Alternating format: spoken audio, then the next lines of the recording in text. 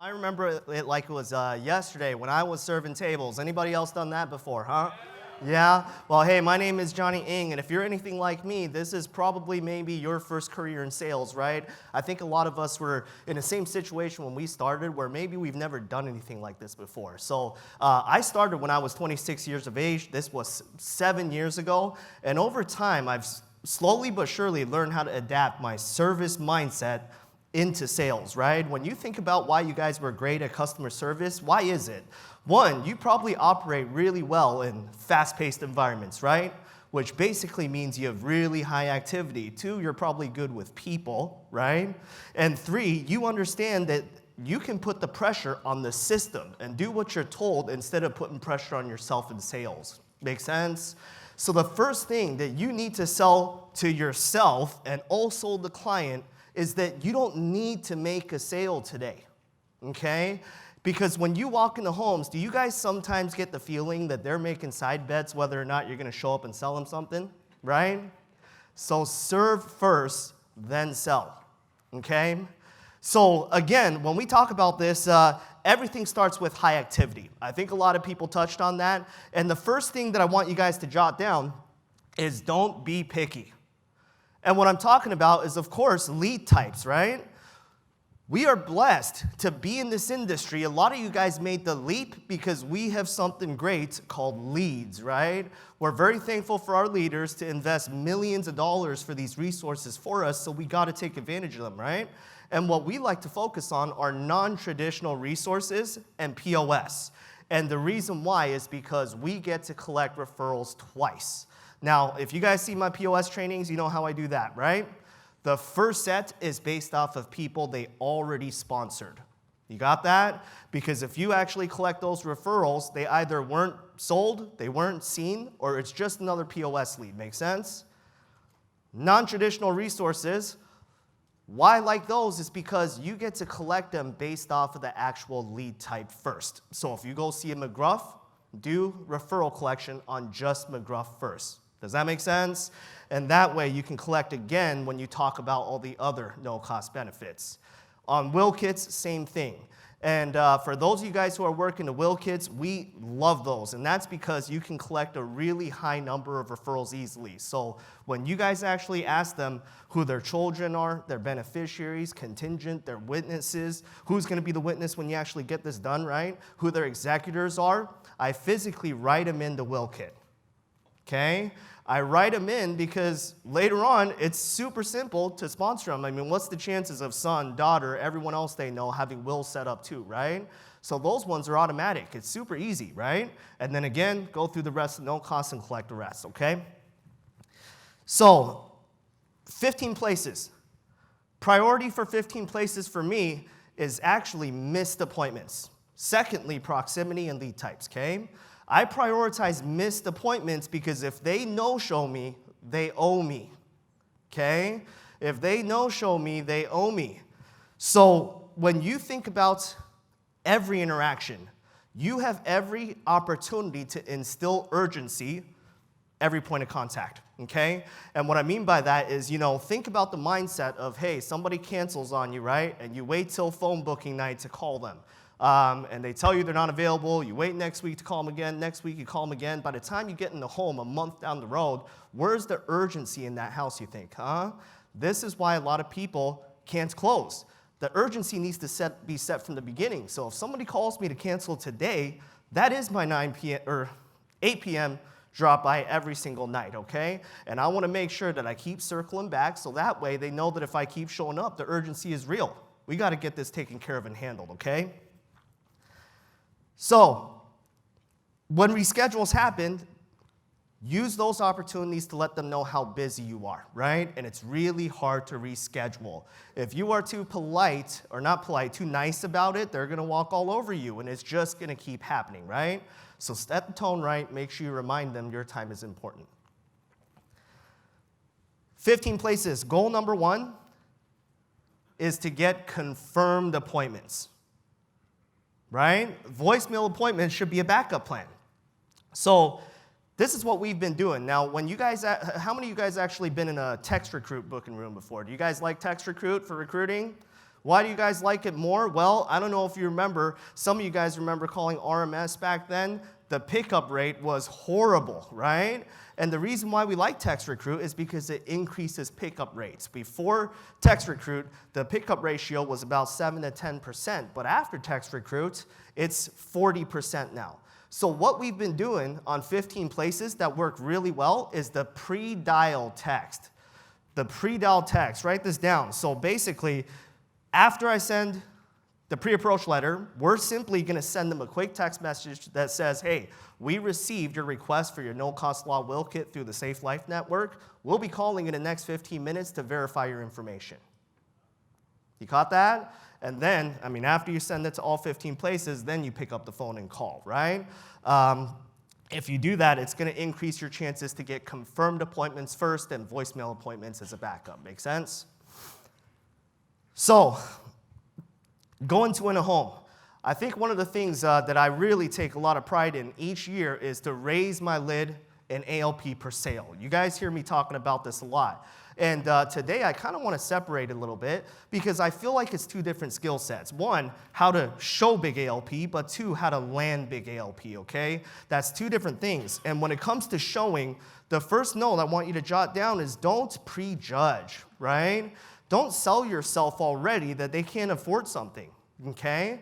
So if it's anything less than 40 a week, start with a 2-hour plan. There's got to be value in it for it to make sense for them to do it, right? So always start with at least 40.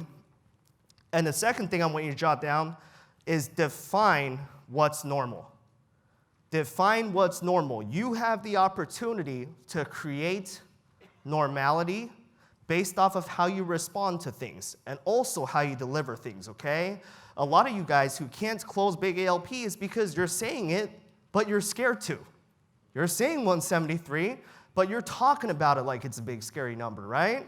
So in your mind, talk about it like it's Netflix. Talk about it like it's $7 a month, and everybody does it, right? So the delivery on how you deliver it defines what's normal. Make sense? And then, of course, how you respond as well to their reaction is going to be a huge part to that, too. So when it comes to how I actually make sure, no matter what, they take some plan on that first close, you guys want to jot this down. Don't close by your recommendation. Close by affiliation, okay? I am simply the middleman. It's never my idea. You either do option 1, what the union suggests, right? It's based on your needs, or option 2, which is what most members do. I use that phrase a lot, what most members do, okay? If you start talking in that language, you can close anyone in any situation. Oh, your wife's laid off right now. Well, this is what most members do in this situation, right? So what most members do, that's a really important phrase there. And lastly, as far as showing big ALP goes, I want you guys to think about when you deliver the cost, are you crystal clear? I call this cost clarity, okay? So there's 3 things that we must deliver every time we actually give that number to them. Number of hours, weekly, monthly. Number of hours, weekly, monthly. It's different when you say, hey, do you want to do option 1, which is $150 a month, versus do you want to do option 1, that's based off of 1 hour a week, which is $60 a week, $260 a month. Make sense? So when you do that, it just brings it back to exactly what they verbally agreed to in the first place during your hour power, okay? So just make sure you help them connect the dots with that every time you deliver the close. Make sure you guys are saying the price of the upgraded option. Option 2, a 3-hour plan, is going to be $90 a week, $390 a month. Because when you say $390, how does $260 sound now? Right? I'm just going to let them know most people do the big one, but that's okay if you do this one, right? Showing big is not enough. You can only take my advice on what to show, but it's almost like literally knowing you should charge $100 for a steak in a nice restaurant, but nobody teaches you how to make it, right? So can I talk a little bit more on that part of it, right? How to land big ALP, okay? The scale for sales is simple. The value needs to be bigger than the money, equal to the money, right? If it's any lower than the money, you have two options. You can either lower the money to make the deal happen, or you can raise the value. So I'm gonna talk about preventative care real quick. The common perception is the fact that people don't buy because of lack of coverage or product, but that's not always the case, is it, right? It's usually because it's lacking value. So I want you guys to add value in 3 areas. Number 1, you. Number 2, the company. And number 3, the product. If you're just selling product, this is why the average close is 30%. If you're good at selling product and company, you'll probably be at a 60% close. You're good at selling all 3, you'll be at 90% all day, okay? So starting with you, yes, you do need to sell yourself. I don't know if you guys waited tables in the past. Do you fight for tip money pretty good, right? I used to always be that guy. The power of service is really important, so make sure you guys are selling you. When I actually sell myself, sometimes it's an extension of what's gonna happen beyond today. Do they know that they can call you for anything? Do they know even if they need to make a claim 10 years down the road, you're the guy to call to guide them the right direction, right? So make sure you're verbally explaining to them that you're gonna be there for them for the life of the policy, right? That's beyond just selling your personality, that's letting them know that you're gonna be there. So just make sure that you are the first point of contact for everything. It's gonna make them feel a little bit better with such a large decision, okay? Secondly, selling the company. Here's the good news. Everything that you need to say to sell the company is already in your script. You realize that? However, sales communication is a funny thing. Even though the words are there, sometimes they don't hear you, right? So just understand this, 55% of sales communication comes through body language, okay? 38% is tone of voice. Only 7% is based off the words you use. You guys ever train somebody and they know the script verbatim, but they can't close a car door? Well, that's why, right? They gotta work on their delivery, okay? So where do I put emphasis on? Point of emphasis, important. Groups we work with, statistics. Slow down, emphasize it. Pause after you talk. Make sure they understand it and tie it down. Another way to raise value in the company is to make sure you talk about the ongoing service as well, okay? I remind clients that, hey, if you have questions, if you have claims, we went through a lot of stuff, 12 months down the road, we will for sure be here. We're gonna call you, right? We're gonna call you to revisit this. At that point, maybe we upgrade. Over-communicate situation awareness.